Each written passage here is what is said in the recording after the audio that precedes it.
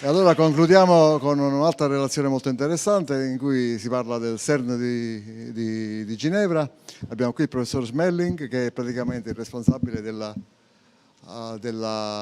teacher program e della ricerca educativa, e quindi ci potrà dire delle cose molto interessanti su quello che il CERN sta facendo e soprattutto su quelle che possono essere opportunità per i docenti, per gli studenti, per le scuole.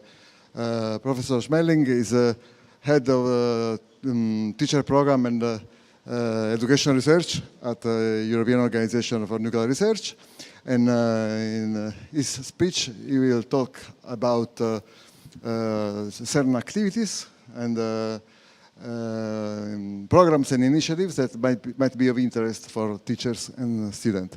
Thank you, Professor Schmeling. Thank you very much.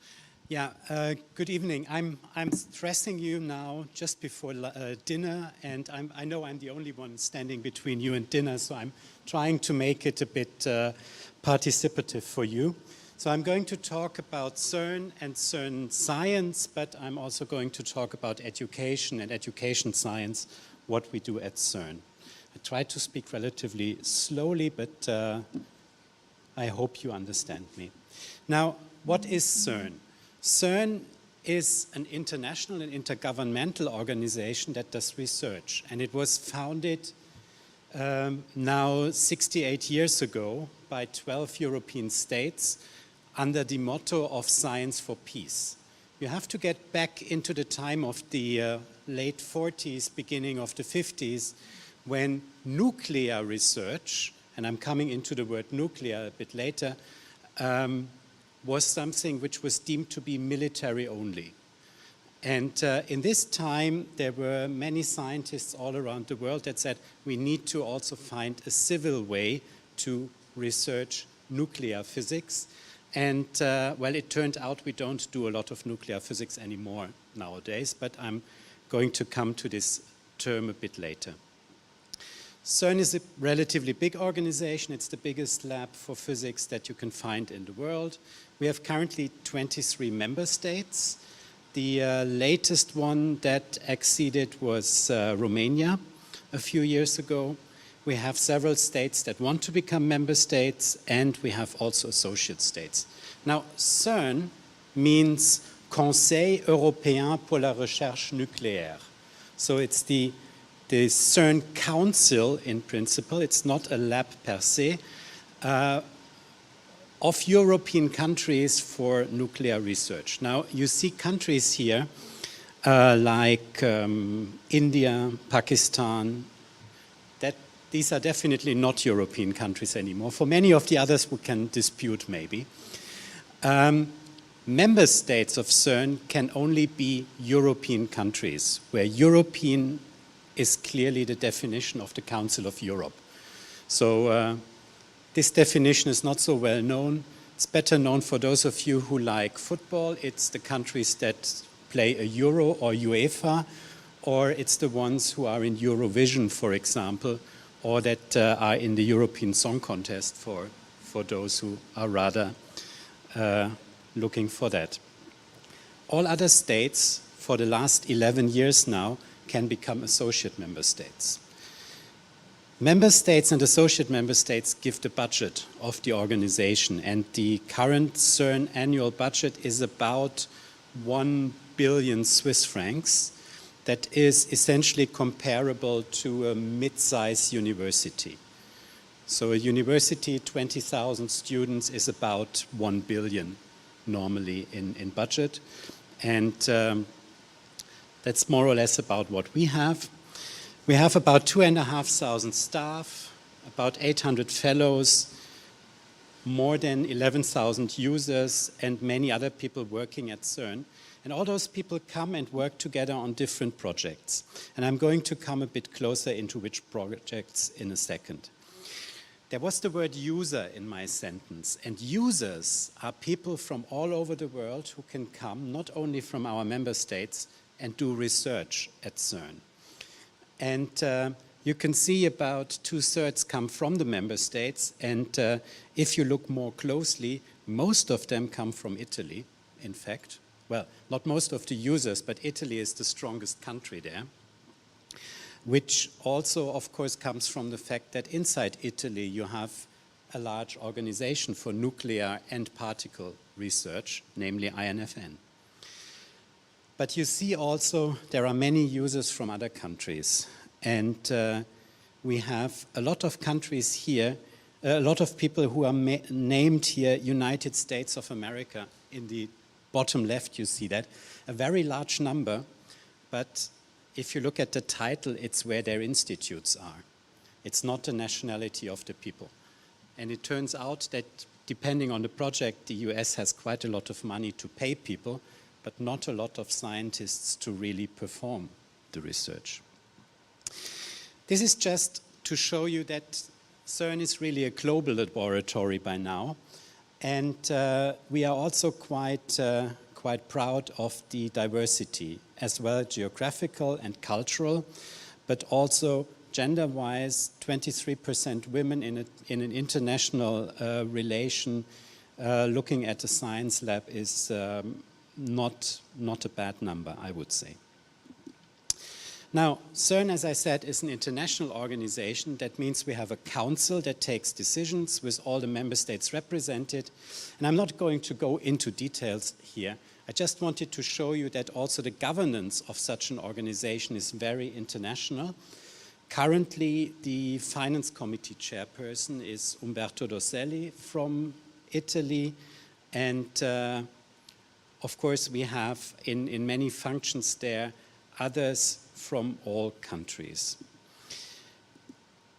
If you want to then see where we are, I think we are not so far. It took me 6 hours by train today, so we are not that far from here.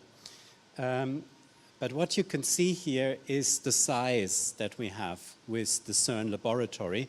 You can see the Lake Geneva on the right-hand side of the picture. You see the French Jura Mountains on the left-hand side. Between the two, it's about 25 kilometers. You see Geneva Airport, and you see the area of our biggest accelerator. Currently, I'm going to go into details a bit later. What is quite remarkable about the site is that we are on 2 countries.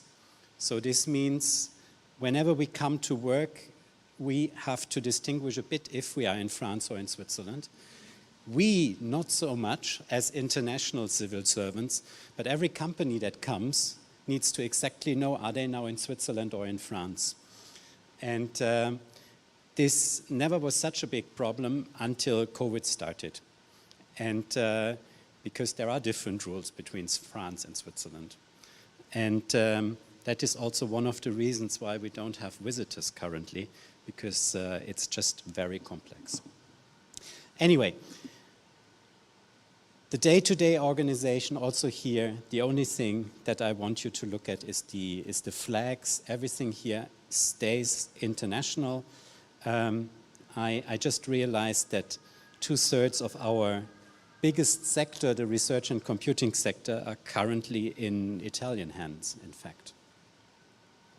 Apart from the fact that our first female director general, Fabiola Gianotti, of course, is also Italian. Now, what are the missions of CERN? So the missions that were laid down in the Constitution were fundamental research, innovative technologies for this research, collaboration, bringing people together, and to educate and inspire future generations. And I'm going to go through those missions one by one and discuss a bit what we are doing there. So the scientific challenge that we were given at the time was doing research on the frontier of human knowledge. So we know today very well that about 13.8 billion years ago we had a Big Bang. All the universe was concentrated in one point. Then we had a large period of expansion, which went up to this part, which is called the so-called cosmic microwave background. And until then, the universe was opaque. So we cannot look back into it. Everything afterwards, after this frontier, which is about 380,000 years after the Big Bang, we can look at with telescopes, with satellites. We can do some astronomic research on that, or astroparticle research.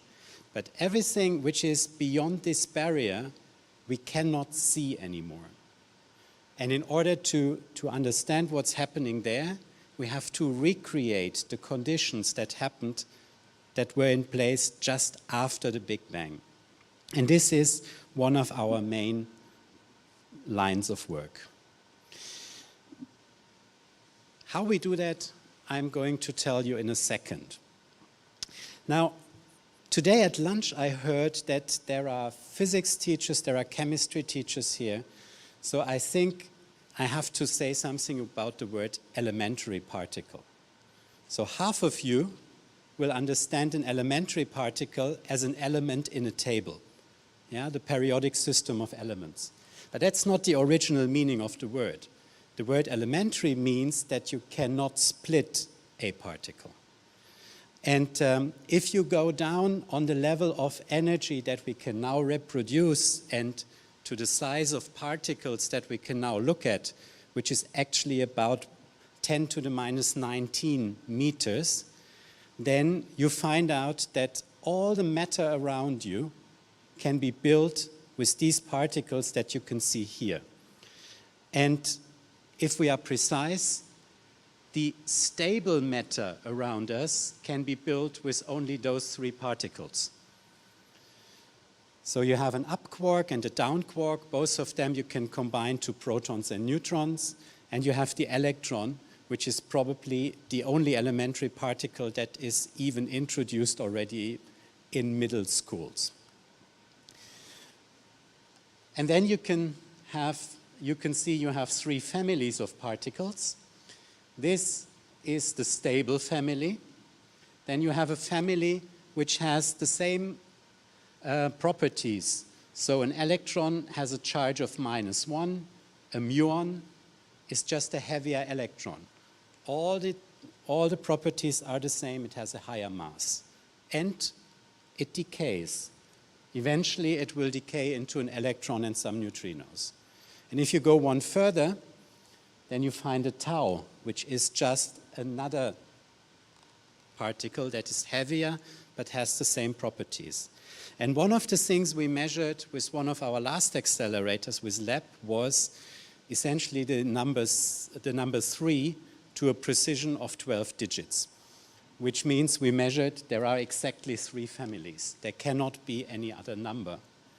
And this is one of the fundamental results that we had at CERN. Other particles here were partly discovered also at other labs. The top quark, the heaviest quark, where this one particle is as heavy as a gold atom. That one was discovered in 1995 at the Tevatron in the US.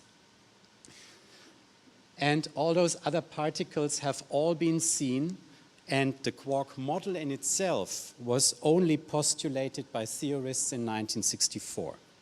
So it's a relatively new theory for physics standards, but it's one of the most prominent ones. And when we are in 1964, we are also at this particle, which is the Higgs boson, which is the particle that gives all of us mass. Because up until the Higgs mechanism was there and was proven, essentially we were all light. We were all massless. I mean, at least I would like to be massless, but the Higgs boson that we published on the 4th of July 2012 is the particle that gives, that's the condensed particle of the so-called Higgs field, which gives us all mass. Why do I go explicitly into that date? If you calculate it correctly, it's 10 years of the Higgs discovery this year. And there is a lot of events, especially also for high school students, for students in general, and the general public on the 4th of July. And as far as I know, also in Italy, there is a series of events planned. that you can take part as teachers, but also with your classes on this day. And actually in the week after, which is the European Researchers' Night, which has the same motto this year. Well, now one could think, okay, we know the universe, we can stop our research. No, we can't, because these particles make up exactly 5% of the universe. And what's the rest? Well, the rest is dark energy and dark matter. Why are they called dark? Because we don't know what it is. There are leads to this, and if I trust my last Director General, there is light at the end of the tunnel, and we see some particles, but for the moment we don't have them yet. So that's the research for the next generation, I would say, to really understand more and more what dark matter and dark energy is. So still a lot to do. Further research questions, of course, are the conditions at the early universe, antimatter, and of course, yes, the dark matter. Now, how do we do that? So if you look at CERN, then you see we have this big accelerator ring here. That's the so-called LHC. But you also can see a smaller one, that's the so-called SPS, and an even smaller one that you cannot really see too well here. That's the proton synchrotron. All of them are necessary so that the LHC can run, because we cannot accelerate from 0 to 7 tera-electron-volt, which is the energy of the LHC, in one go.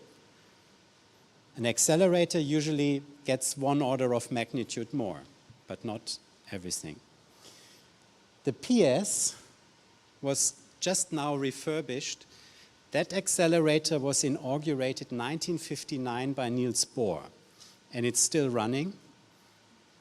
I admit we run out of spare parts, because that was before you could buy most materials somewhere, but which is also good that we can create them ourselves.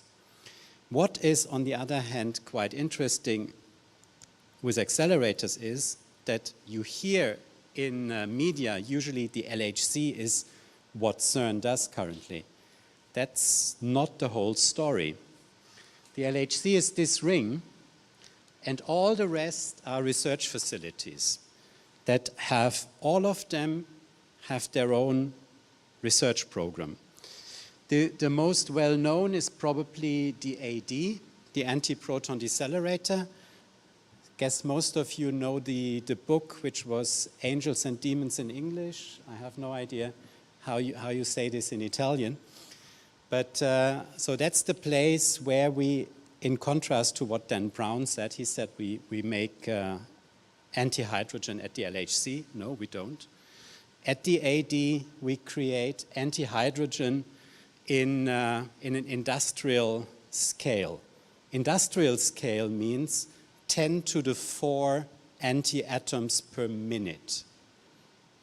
So that's maybe a question more for the chemistry teachers. How long would we need to create this 1 gram that Dan Brown put to the Vatican? I can tell you the Vatican will not exist anymore when we have this gram. And that's not a religious statement, that is just that the Earth will not exist anymore when we have 1 gram. Anyway, there is one thing, also maybe something that you can tell your students. Those people of you who find out how we can store anti-hydrogen will maybe have an appointment on the 10th of December of the year after. We'll be in Stockholm, and you might get a golden medal, because we don't know how to do that. We don't know how to store neutral antimatter. Yeah? It's probably the only thing which is correct in Star Trek, that matter and antimatter annihilate. So we don't know how to store it. So if you have an idea, come forward. You might get an invitation to Stockholm. There are many other things that have their own program. I just highlight a few. So there is Medicis, which is an accelerator purely for medical applications, which is also one of the facilities where we create heavy ions for cancer treatment and other possibilities that are possible with accelerators. What is also very new, and that's why I put it out here, is the so-called neutrino platform. So we are currently, together with other labs, experimenting with neutrinos, very, very light particles, in order to make experiments with them. Coming back to the LHC, we have at the LHC 4 big experiments. Most of those collaborations have more than 3,000 members, and these 4 big experiments, there are far many others, are the ATLAS experiment and the CMS experiment, where there's also a big Italian contribution. Those experiments do exactly the same type of physics, but in another way. Why do we have 2 of them? Each of them half a billion worth. Well, the answer is quite easy. Science means that we have comparable results, and nobody ever will build an LHC again.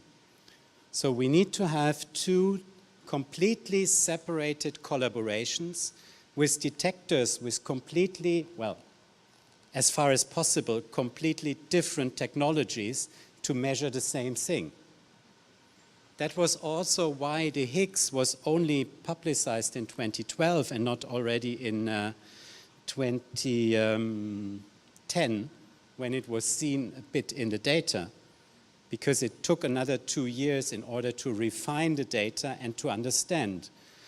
And at CERN, or in science in general, a discovery is only there when you have a statistical significance of more than 5 sigma. Yeah?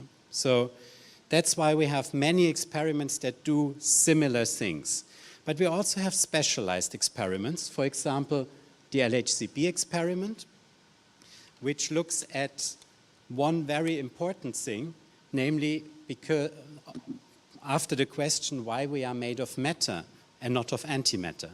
Because at the Big Bang we had the same amounts of matter and antimatter, but the antimatter vanished. Where did it go? Well, there are tiny processes which have essentially ppb fractions in their symmetries that are not really symmetric. And this was enough that the antimatter vanished out of the universe completely in the last 13.8 billion years. LHCb has measured already in the first run period why this is the case. So that is one of the big results there. Now LHCb is our experiment that looks after very rare decays, very rare processes. And LHCb is currently the experiment that has the highest number of publications. And this is just because there are several rare decays still to be found, while the big collaborations looking especially after Higgs physics and physics beyond what we call the standard model, they have a long time to measure, to have enough statistics to publicize.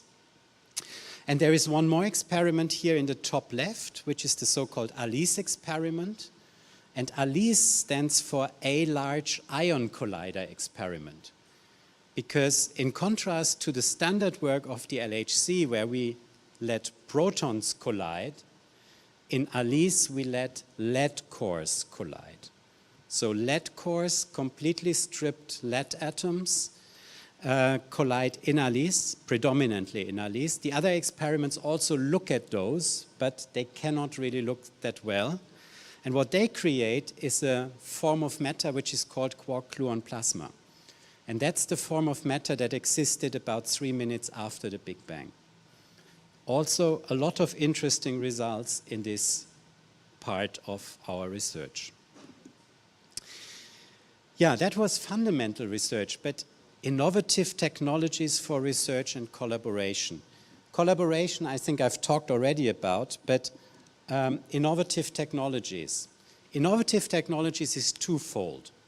Firstly, the way of an experiment is that you have a group of theorists, usually, who claim that is an effect that you could measure. Then you have a group of experimentalists that say, well, we need to measure these properties. And then you start and have a group of engineers trying to create the instruments to do those measurements. So this is the first part of innovative technologies. The other side is that those technologies can be used elsewhere after they have been developed. And this is one of the big parts where CERN is currently doing so-called knowledge transfer or technology transfer. And I just picked out two parts that are there. One is particle detection. So whatever comes out of particle detection can be used elsewhere. Most of you carry a digital camera with you. That's a technology that came from the research on tracking detectors of the 60s and early 70s.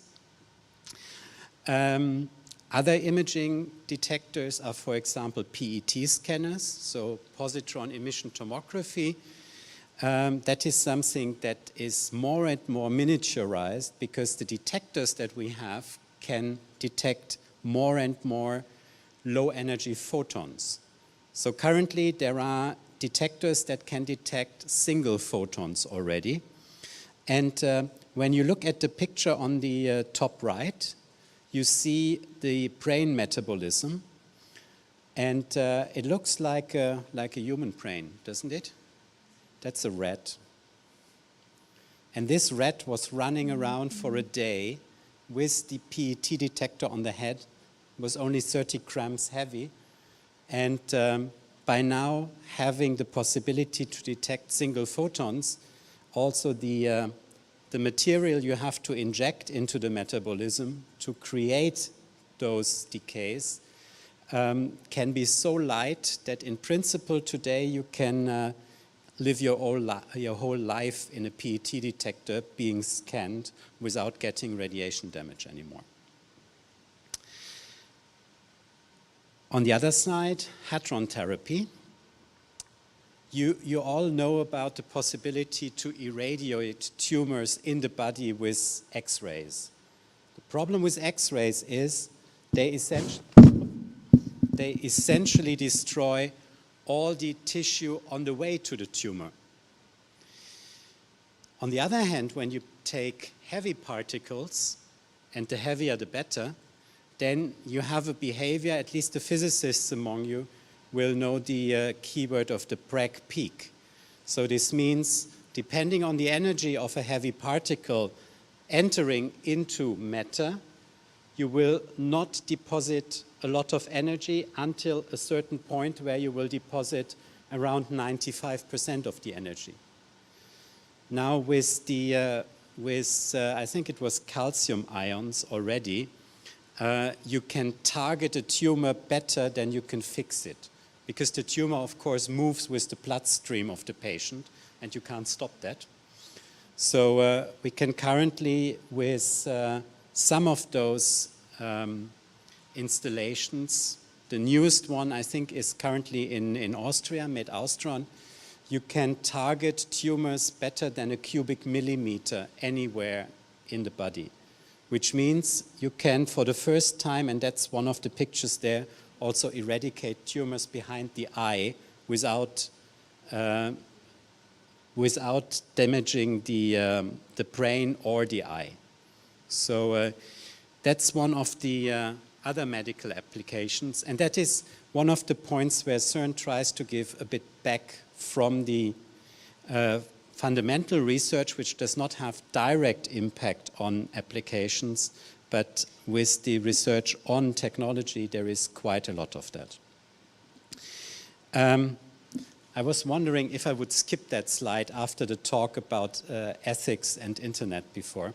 But of course, one of the biggest technology transfers coming from CERN is the development of the HTTP protocol.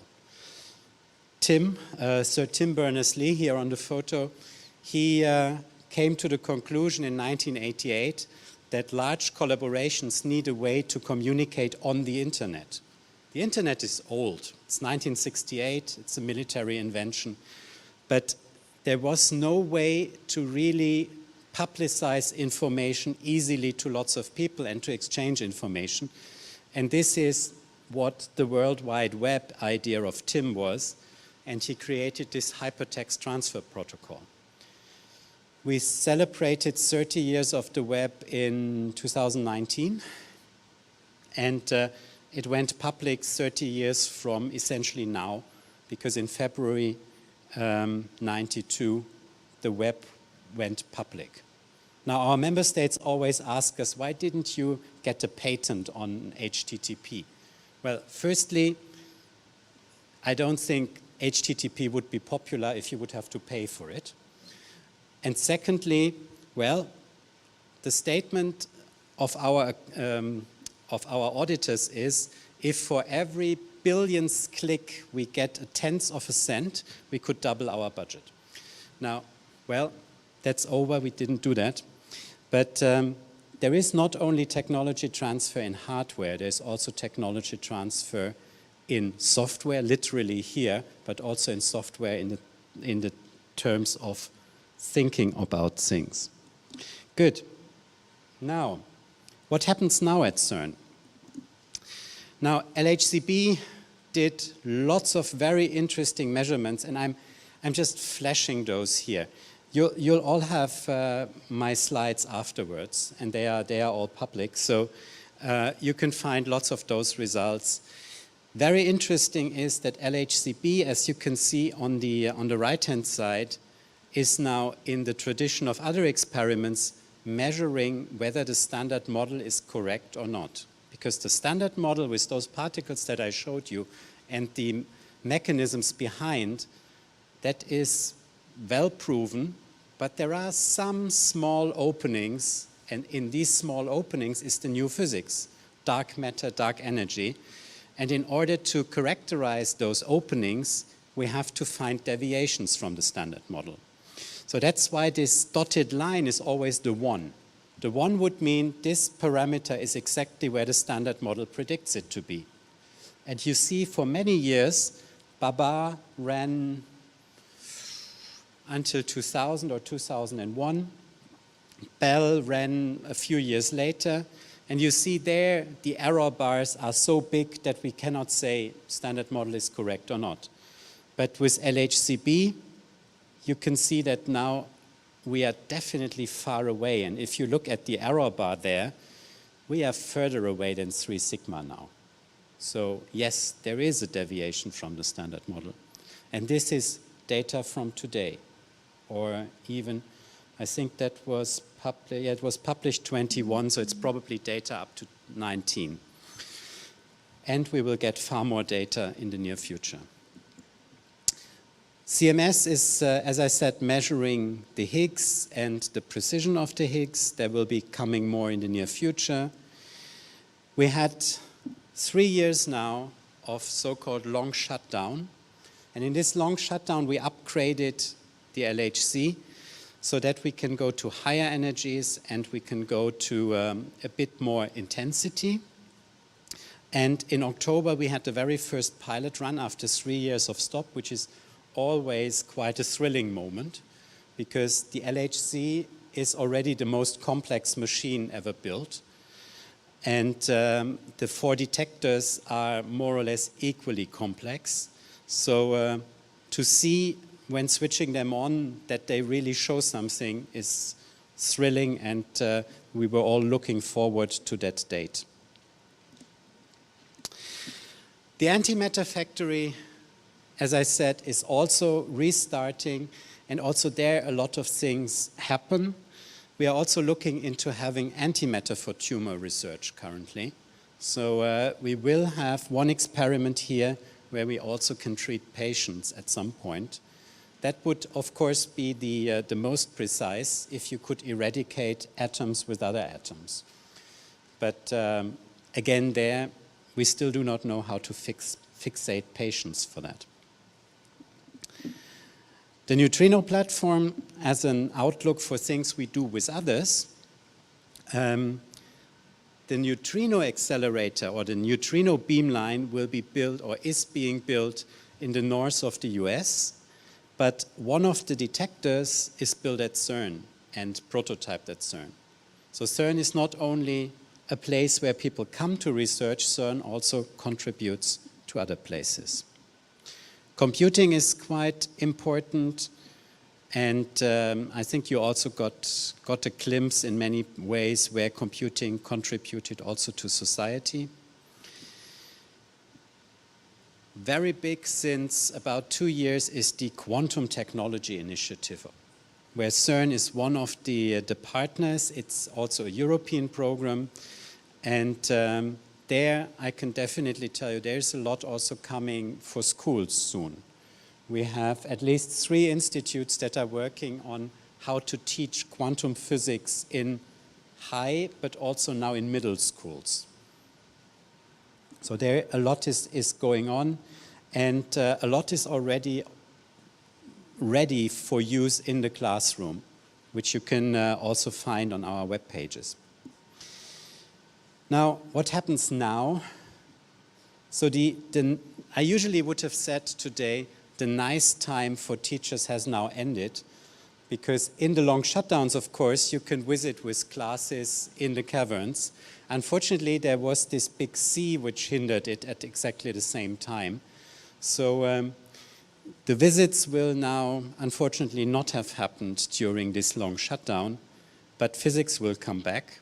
And in the middle of the year, we will be back up running with physics for another 4 years in the current planning. And then hopefully we will have far more fundamental results. And then there is the so-called European Strategy for Particle Physics. And a first glimpse of what the future might be, you can see already in the picture there. You see a nice small blue circle. That's the LHC, 27 kilometers circumference. And then you see what is called the Future Circular Collider, 108 kilometers in circumference, nearly coming to Italy. Yeah, so you have the big white here, that's the border. And we are really getting close to Italy. So this is the idea of a two-phase collider, one with electron-positron, more or less the energy of the Higgs, so to do really precision physics on Higgs, but also have a collider that increases our energy reach by 1 order of magnitude. So to go from 14 TeV that we can have this year to about 100, 120 TeV in, well, you see what the timescales are. These timescales are, I think, relatively reasonable. If I would have been here 3 years ago, I would have been forced to show you a timescale where the end date here was 2060, which I did not find reasonable. This one here is really doable. But we will see. In a few years, we will understand how it is, because we are now currently in this study. In the next 5 years, the feasibility study started last year, so year 1 was 21. And then you can see the time planning there. If the European strategy is adopted, then we could have in 2040 already the start of such a collider. Yeah, now let's come from pure research to what we do in outreach and education. So one thing that will happen very soon, and I show you a few pictures from the construction site. This, of course, is a rendering. Science Gateway is our new visitor center, which is planned to be able to accommodate something like 300,000 visitors more every year in the visitor center. Yeah, we don't have a new accelerator where you have visit points. So cavern visits for 300,000 more is impossible. But we'll have a visitor center. And this visitor center is a very large construction. So you see here, this is the Route de Meyrin, the main road that goes on the side of CERN. This is the Globe of Innovation. This is this wooden conference center that we have. Except you trust Fox News, then this is the LHC that creates black holes that destroy the Earth. This is now Science Gateway, and that will have 3 big buildings and 2 tubes. One big building with a large auditorium. One building where on the top floor we have education labs. I'm going to come into those in a second. The 2 tubes and the 3rd pavilion will have exhibitions. Fixed exhibitions in the tubes and hands-on exhibitions with manipulative experiments that are in Pavilion 3. And the globe will have changing subjects. Now, the labs will be relatively big. They will essentially double our capacity of teaching labs that we have now. And in the auditorium, we'll have lots of science shows that we are currently already producing and that are currently already available online, because virtual science shows is what we found out is quite good also in the communication with schools. And so that you trust me that we are really building that, these photos are from Monday this week. So you can see this is the Pavilion 3 with the hands-on exhibition. Unfortunately, the last to be built is the one with the education labs, but you see that the tubes are already there and the auditorium is also nearly ready. Good. Now, education and inspiration. What does CERN do in terms of education? So the education program of CERN is based on physics education research. So we do research with students, with high school students, middle school students, teachers, and I think there are some alumni of our teacher programs also here in the auditorium. So you know that one of the pillars are our teacher programs. Another pillar is School Lab that will be replaced by the labs in Science Gateway. There are competitions, I'm coming to them. There's the possibility of internships, and the Italian one is just coming up, but the application deadline is over, so you don't have to run and tell your students to apply. And the team has anyway a problem to select because we got 497 applications from Italy for this internship. I'll coming to this. And of course, there is a team now working on Science Gateway. Now, the teacher programs, to which I invite all of you, because they are for science teachers in general, not necessarily only physics teachers.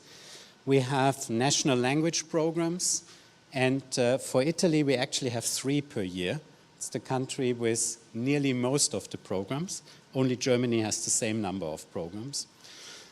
They take a week, and all those programs essentially have the same type: lectures, discussions, hands-on works, visits, hands-on workshops, and also a social part, because one of the main parts is networking here. Because we can bring teachers together, but we cannot tell you how to teach, at least not on a broad range. And the ideas come from you. So that's why we need the exchange between teachers. That's why the social part is very important. So we have about 40 weeks of teacher programs, 35 of them, or 36 of them, national language programs, where Italy is really an Italian program. In the Portuguese program, for example, we have 16 countries. In the Spanish, we have about 20 countries coming to this. But these are programs we started in 2006. The teacher program in itself started in 1998. And that was in the beginning an English program, English only. But then we said we make national programs. Why? Because we said it's better that teachers can come, learn something in their own language, have material in their own language, instead of having to translate it and make their own material again. And there also the exchange aspect is very important. And if you look at the outcome of this, since 1998 we had about 13,000 teachers on site. In 2020 it was only 80 before the big C hit. And in 2020 and in 2021 we only had online programs, which have a far larger reach, but I don't count them here. Yeah? These are really teachers that were on site. And also here you see that Italy is not bad there. Not at all. And I hope that continues. School Lab is our hands-on lab. I'm not going to go into far more detail here because it will be replaced very soon. What came from there are virtual science shows, and they also exist in Italian. So if you are interested in having a virtual science show for your class, at best, of course, a few, also distributed over Italy, just drop us an email and you can get a science show, a virtual one, that we can definitely do all the time. High school students internship programs, you see Italy was planned in 2020. We couldn't run it even in 2021 when we had a short opening, because the opening was only September, October, and we did not manage to have an Italian high school student internship program. This year it will happen in the end of May. 24 students will come and get 2 weeks of hands-on experience at CERN. This is the pilot running through all member states. And I hope that I get the support from management to continue this program, to run this further. Because it was quite successful. Some of the high school students who were there in 2017, we have at least 3 of them now already as technical students doing their master thesis at CERN. And those were those who were not doing physics, wanting to do physics before. Competition, and there again Italy is very, very successful. You can see Beamline for Schools, that's a competition where we have about 300 teams every year participating, and then you get a beamline from us. So for 2 weeks you can do your experiment with your class. Doesn't need to be a class, needs to be just a team of students and a teacher to perform their own experiment. And you can see 3 times out of those 8 years up to now, we already had an Italian winner. And that photo is last year when CERN had no accelerators. We were at DESY. This is the Italian consul in Hamburg together with the team. And I said, we'll do a lot of research, and also there is participation possible. Participation in what we research. So this is so-called mind map. What do you want people or school kids to be taught in particle physics? That was all over the member states. We have asked politicians, university people, teachers, parents, and high school students, what are the main things to be taught? That's this mind map. I hope I'll get another doctoral student who finishes that. And also, there is other types of research. What I want to show you with this research is all of those doctoral students there are teachers. They are teachers who expressed their interest to get a doctorate and who I could then get into my team. Up to now, I never had an Italian. It's the only one where you have a challenge now to come, get your doctorate and do research. Not going to go on this, and I end with an Italian project, not Fondazione Golinelli. That is something we do with Agnelli, and I think it's a bit complementary to your project here, because this is for middle schools. And the idea is that we create teaching kits for middle schools, in collaboration with INFN and Agnelli. The idea is to create a box that can go to schools, about 2,000 of them, and the main part is the training for it. Originally, we wanted to have boxes for students, but that's impossible. And especially the variety of high schools is already quite big. But when you go to middle schools, the variety of curricula or books they are based on and everything is far too big. That's why we said teacher training is what we concentrate on. And that concludes my 5-minute Overtron talk.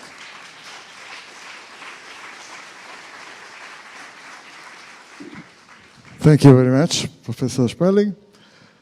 Domande? Any question?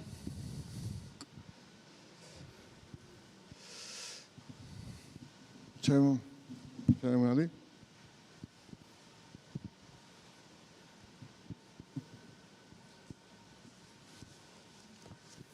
Prova. Hello, and thank you for your presentation. I have a question about the teachers program. Yes. Is it only destined to physics professor, or is it open to other sciences? I mean, because the audience here is half physicist, half natural scientist, and you have shown that the LHC works mainly on particle physics, but also has some application in medicine, other sciences. So is it a program just for physicists and particle physics, or is it more wide? So, as I said already, the international programs are general for science teachers. Yeah.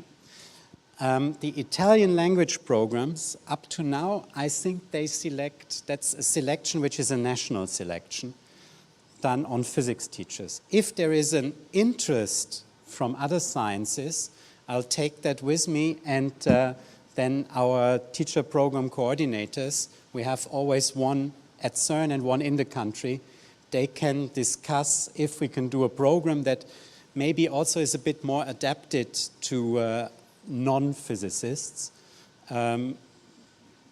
Usually the only thing that counts is the motivation, not the knowledge before, because that's the thing that beats everything that you know also with your students. But I'll take that with me if there is an interest, and then I think we can do that.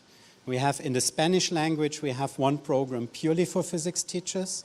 They come all from Spain, and what we discuss there is also targeted to the Spanish curriculum. They have a central one. The Spanish language program with teachers from all over the world, this is large, especially also because there is many countries in the world where there are no physics teachers. There are only science teachers in general. Yeah, we can do that. Up to now, I think there was no demand for Italy, but we can, of course, do that.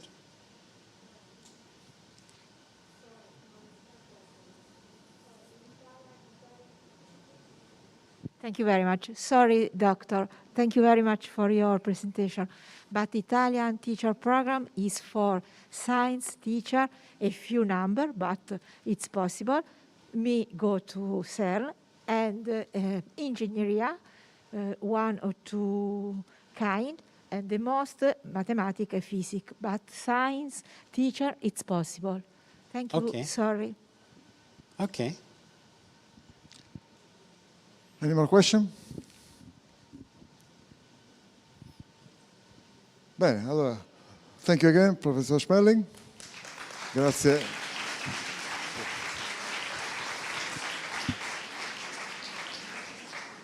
Allora, credo che la giornata sia stata intensa e faticosa, ma molto molto interessante, sia la mattina che il pomeriggio. Quindi grazie a tutti per la partecipazione. Qualche comunicazione di servizio? Sì, bravo. Allora, un attimo solo, per favore. Allora, domani mattina arriverete qui con i pullman. Vi dovete portare all'ingresso della Golinelli, quello principale. Ci saranno 2 stream, fisica e scienze. Quindi i fisici vanno da una parte e fanno vedere il loro Green Pass e scienze dall'altra parte e fanno vedere il loro Green Pass. Dopodiché sul sito può andare avanti i gruppi, per favore. Ecco, sul sempre il QR avete queste divisioni. Quindi alle 9 i fisici, il gruppo 1 dalle 9 alle 11, il gruppo 1 va nel laboratorio Fermi, il gruppo 2 nel laboratorio Galilei, il gruppo 3 nel laboratorio Leonardo, il gruppo 4 Majorana e il gruppo 5 Marconi. Di scienze, va l'altra slide. Ah sì, ecco, sì, sta giù. Di scienze alle 9 il gruppo GS1 va nel laboratorio Darcy, il gruppo 2 Franklin e così via. Quindi tenete ben presente questa dislocazione e la dislocazione dei laboratori. Alle 9 e un minuto comincerete i laboratori. Come vi ho detto prima, tutti fanno tutto. Cosa vi aspetta sabato?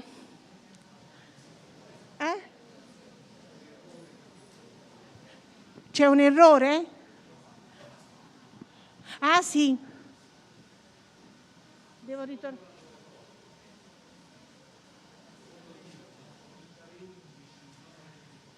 Sì. Ma tanto voi avrete dei tutor molto bravi, vi potete avvicinare per favore?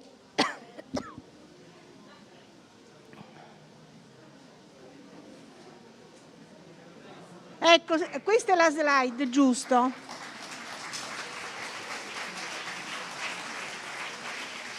Venite qui.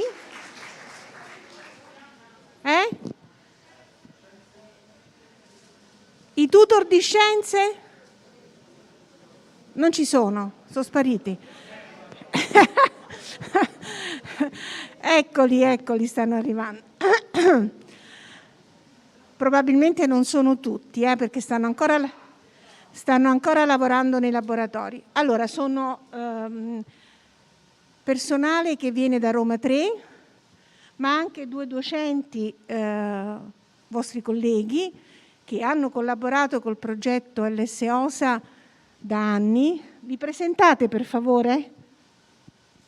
Con la mascherina non la togliete, Buonasera a tutti, io sono Ilaria De Angelis, vengo da Roma 3 e non vedo l'ora di cominciare a fare il laboratorio con voi. Starò con i fisici, però magari mi affaccio ogni tanto anche dagli scienziati, così mi raccontate.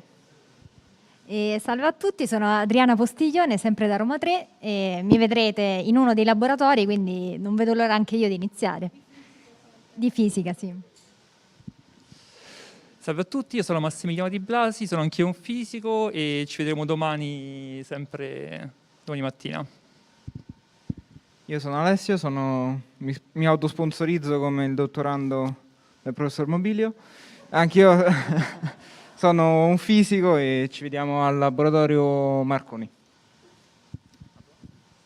Danilo Riglioni, sono un fisico e sono un vostro collega. Collaboro da anni con il professor Mobilio al progetto LS-OSA e mi troverete al laboratorio Fermi. Buonasera, io sono Caterina Gioia, sono un'insegnante di scienze, sono un geologo e vi aspetto al laboratorio Darcy con il gruppo GS1. Grazie a tutti.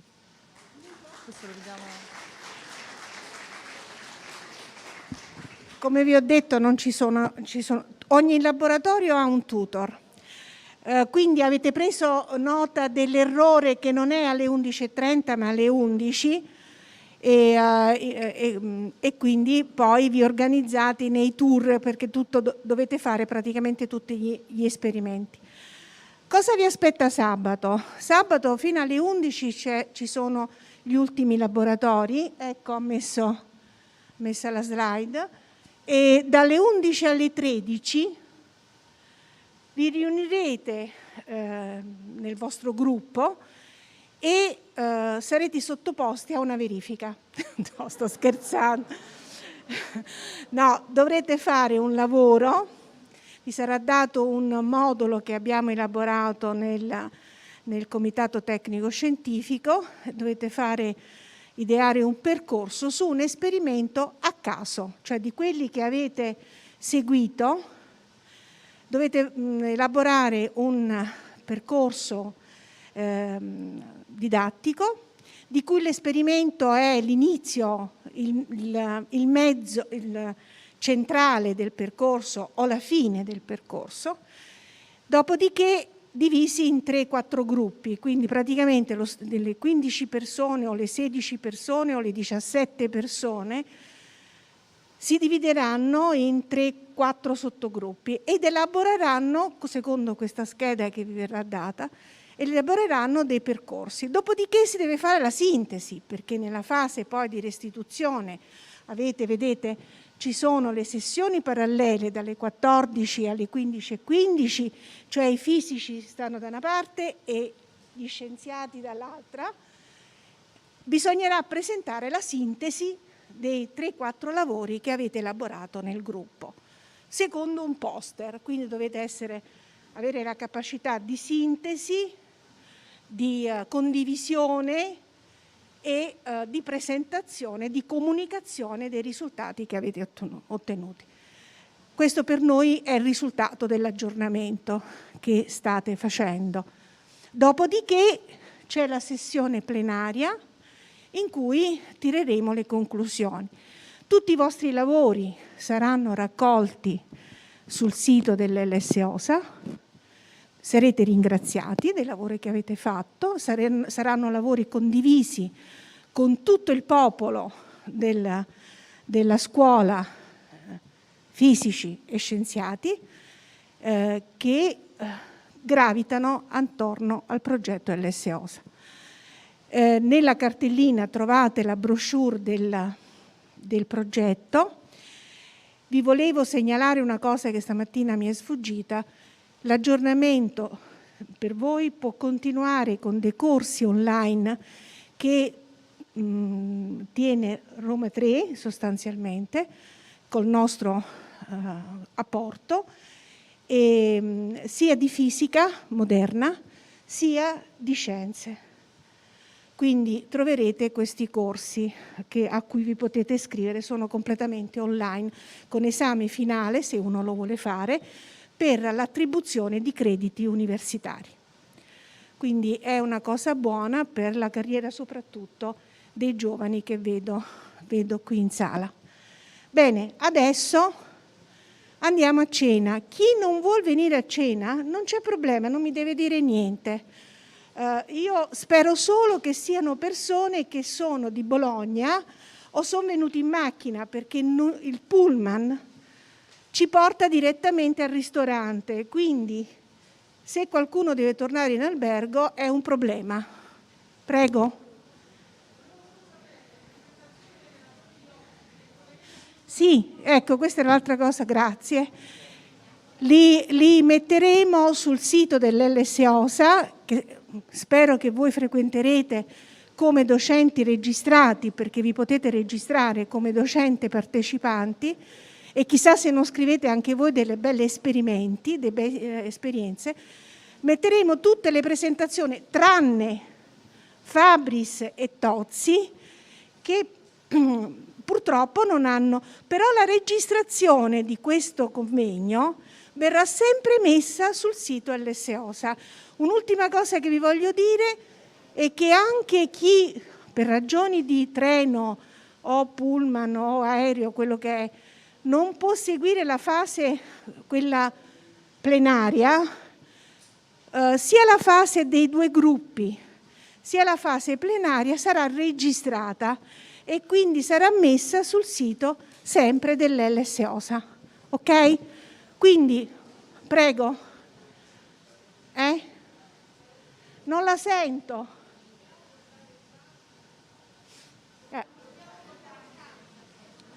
Dobbiamo portare? Beh, se ce l'avete bene, ma se no, no. Non sono esperimenti invasivi, assolutamente. Bene, buona cena, noi adesso andiamo tutti lì. Chi non c'è, ci vediamo domani mattina.